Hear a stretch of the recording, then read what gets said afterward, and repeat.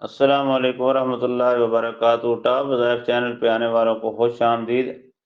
اب جو میں آپ کو عمل بتانے والا ہوں، اس عمل کے ذریعے آپ کسی انسان کو سچا یا جھوٹا انسان جانچنے کے لیے یہ عمل آپ کے لیے بہترین کام کرے گا۔ کسی انسان کو یہ پرکھنا ہو یا یہ جانچ پڑتال کرنی ہو یا یہ معلوم کرنا ہو کہ یہ سچ بول رہا ہے یہ جھوٹ بول رہا ہے، بالخصوص کوئی ملازم رکھنے سے پہلے اس کو جانچ پڑتال کرنے کے لیے یہ عمل بہترین ہے، لہٰذا اس کو آپ استعمال کریں۔ آپ کو یہ بتا دے گا کہ یہ سچا ہے یا جھوٹا ہے۔ لہٰذا آپ کو میں ایک بہترین طریقہ بتانے والا ہوں۔ حالانکہ عملیات خود ہم کسی کو بتاتے کم ہیں، ایسے عملیات، اور کوئی بھی عام لوگ بھی عملیات جو ہیں لکھنے والے وہ بتاتے کم ہیں، لیکن میں آپ کو وہ بھی بتا دیتا ہوں۔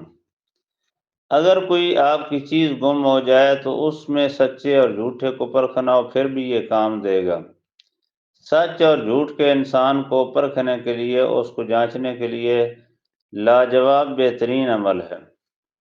آپ نے کرنا یہ ہے کہ پرچی کے اوپر آپ نے جس انسان کو اپنے پاس ملازم رکھنا ہے یا گھر میں کام کرنے کے لیے کسی عورت کو رکھنا ہے، اگر وہ آپ کے حق میں صحیح ہے یا نہیں ہے وہ آپ کو ابھی پتہ چل جائے گا۔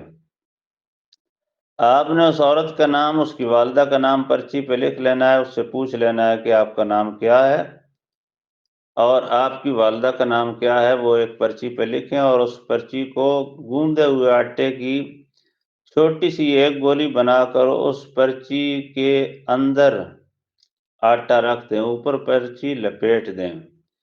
پانی کا ایک گلاس لیں، پانی کے گلاس میں وہ آٹے کے ساتھ لپٹی ہوئی پرچی، وہ کاغذ کا ٹکڑا اس آٹے کے ساتھ لپیٹ کر پانی میں پھینک دیں۔ اگر وہ آٹے کا ٹکڑا اور کاغذ کا ٹکڑا دونوں جو اکٹھے ہوں گے گولی کی شکل میں، اگر وہ تر جائیں اوپر، تو یاد رکھنا یہ اوپر تر جائیں گے نا جو، وہ جھوٹے ہوگے، جو سچا ہوگا اس کا نام نیچے بیٹھ جائے گا۔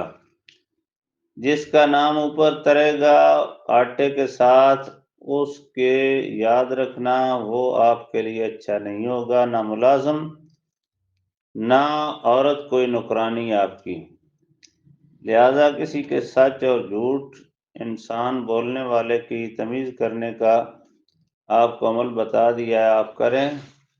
جس کے نام کی گولی بیٹھ جائے وہ ٹھیک ہے، جس کے نام کی گولی پانی کے اوپر ترنا شروع کر دے اس کو بالکل اپنے اوپر کبھی بھی نہ ملازم رکھنا، نہ اپنے گھر میں اس کے کسی کام کے لیے اس کو بھیجنا۔